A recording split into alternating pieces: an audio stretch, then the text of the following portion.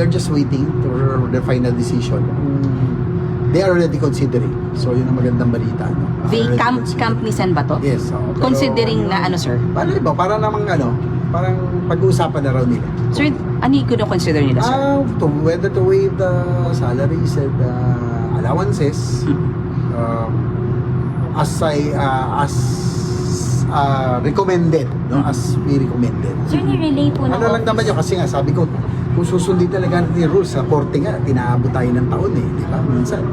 Kasi kung susundin mo talaga yung rules, medyo matagal-tagal, tedious yung process. So, para na lang rin, mawala yung pressure sa Senate, mawala yung pressure sa, bawa kay Senator De La Rosa, siguro, yung request natin, itong voluntary,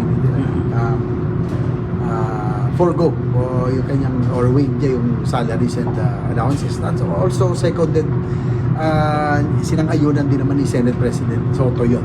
No? Paano yan, sir? Pinaabot ng office niya sa inyo?